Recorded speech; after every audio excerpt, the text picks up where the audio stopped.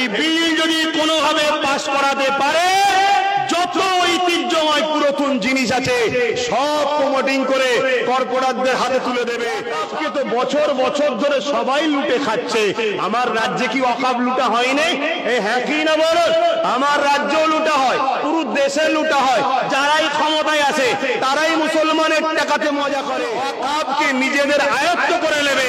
এক মসজিদ তো গেছে, সব কটাকে বিরান করে দেবে, প্রমোটিং হয়ে যাবে, বিক্রি হয়ে যাবে। আমি আগে বলেছিলাম 4-5 বছর ধরে ওয়াকফ নিয়ে আমি আন্দোলন, সবাই লোটে, সবাই লোটে, সবাই। কিন্তু উচিত কারো লুটা উচিত নয়। আমাদের সম্পদ আমাদেরকে ফিরিয়ে দেওয়া দরকার। সেকুলার সেকুলার করতে করতে নিজের বাপটাকেও ধ্বংস করে দিয়েছে, নিজের বেটাটাকেও ধ্বংস করে দিয়েছে। সম্পত্তি দখল করে নেবে বলছে। খবর পেয়েছো না পাওনি? খবর পেয়েছো না পাওনি? কেন্দ্র সরকার একটা আইন তৈরি করতে চাইছে, ওয়াকফ হলো আল্লাহর সম্পদ, অর্থাৎ মানুষ আল্লাহর জন্য উৎসর্গ করে, আল্লাহর রাহে দান করে। এই মজলিস তো আল্লাহর জন্য, অতএব এ বিষয়ে আলোচনার দরকার আছে না নাই? জোরে বলেন আছে না নাই? অতএব মনে রাখবেন, কেন্দ্রের সরকার আজ একটা বিল পাস করার চেষ্টা করছে। হ্যাঁ, স্থগিত রাখা আছে, তার জন্য একটা ভোটাভুটি সিস্টেম করেছে। যদি ভোটাভুটিতে মানুষ চায় যে এ বিল চাই না আমরা, তাহলে সেটা রদ হয়ে যাবে। কিন্তু মনে রাখবেন, যাদের একবার ফসল কোন জিনিসকে লুটার, এই লোককে কিন্তু রুকা বড় মুশকিল। আজ নাই আপনি ভোটাভুটিতে রুকে দেবেন, যার ফসল ঢুকেছে ও পরে কোনো না কোনো কায়দায় ঝাড়ার জন্য চেষ্টা করবে।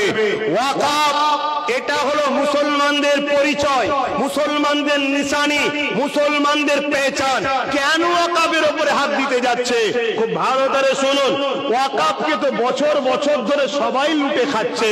আমার রাজ্যে কি ওয়াকফ লুটা হয়নি? এই হ্যাঁ কি না বলো? আমার রাজ্যেও লুটা হয়, পুরো দেশে লুটা হয়।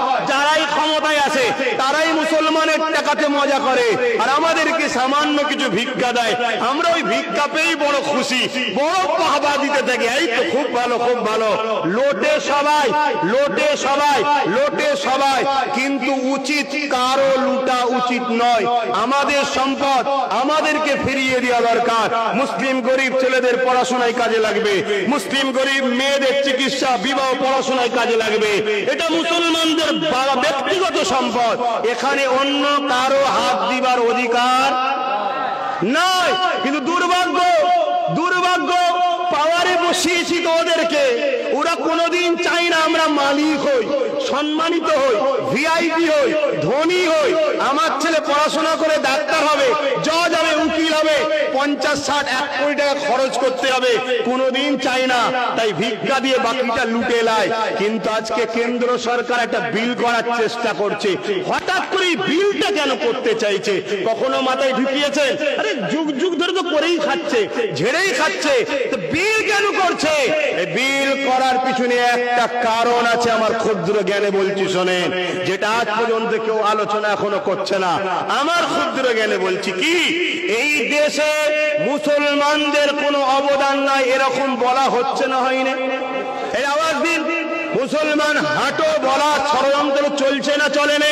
কিন্তু 1000 বছরের মসজিদ আমাদেরকে পেহচান দিচ্ছে, পরিচয় দিচ্ছে যে 1000 বছর ধরে মসজিদ রয়েছে, 1000 বছর ধরে এখানে আমার বাপ দাদু ছিল, 1000 বছর ধরে ভারতে আল্লাহু আকবার, আল্লাহু আকবার হয়েছে, আশহাদু আন্না মুহাম্মাদুর রাসূলুল্লাহ হয়েছে।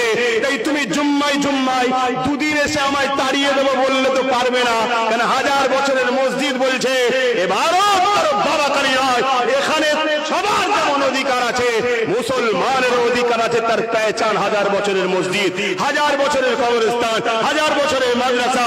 যখন ওয়াকফকে নিজেদের আয়ত্ত করে নেবে, এক মসজিদ তো গেছে, সব কটাকে বিরান করে দেবে, প্রমোটিং হয়ে যাবে, বিক্রি হয়ে যাবে। আমি আগে বলেছিলাম 4-5 বছর ধরে ওয়াকফ নিয়ে আমি আন্দোলন করছি। আমি অনেক জায়গায় বলেছিলাম খুব শিগগিরই দিন আসছে তোমরা দিশেহারা হয়ে যাবে, সব হাত থেকে ফসকে যাবে, মসজিদে ঢুকবে তোমাদেরকে রুখতে দেওয়া হবে না, লাঠিলে পিটবে, AK-47 দিয়ে তোমাদেরকে তাড়িয়ে দেওয়া হবে। আমি বলেছিলাম আসো, 4-5 বছর আগে থেকে বলছি, আজকে তার বাস্তব তোমরা দেখতে পাচ্ছ। অহংকার নয়, আল্লাহ বলাচ্ছে তাই বলছি। আজকেও বলে যায়, এই বিল যদি কোনোভাবে পাশ করাতে পারে, যত ঐতিহ্যময় পুরাতন জিনিস আছে সব প্রমোটিং করে কর্পোরেটদের হাতে তুলে দেবে, সব বন্ধ করে দেবে, দিয়ে আমাদেরকে বলবে যে তোমাদের তো জুম্মাই জুম্মাই 1 সপ্তাহ গজিয়েছো, হাঁটো আর না হয় গোলাম হয়ে থাকো। এটাই হলো এদের মূল লক্ষ্য। এ কথা বুঝছেন না, বোঝেন না? এবারে কি হবে বন্ধু বলেন, আব্বাজানেরা কি হবে বলেন? জলসায় চিল্লে কি হবে? যেখানে বিল পাস হচ্ছে ওখানে আমাদের কই?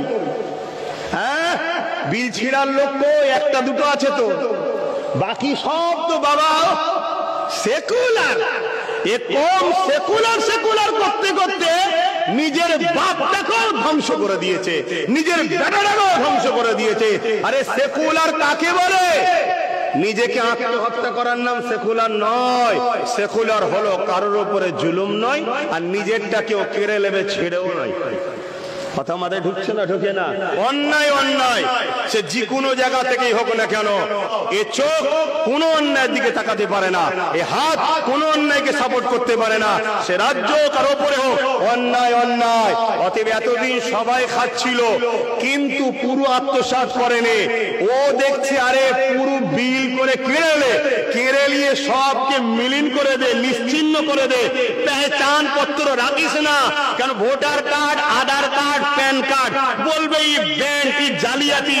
কিন্তু 1000 বছরের মসজিদকে তার জালিয়াতি বলতে পারছে না, 1000 বছরের কবরকে তো জালিয়াতি বলতে পারছে না। আরে আমার বাপ দাদুর কবর যদি এখানে হয়, তাহলে আমরাও 1000 বছর ধরে এখানে আছি, পরিচয় ঠিক না বেটি?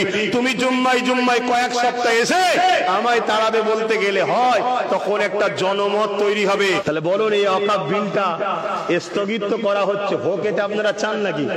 হ্যাঁ, কিন্তু দুঃখ এর বিরুদ্ধে একটা ভোটাভুটি নাকি হচ্ছে। আমি আমার ক্ষমতা মতো যতটুকু পেরেছি করেছি। কথা বুঝে আসছে? কেন আমি এতটুকু বুঝি,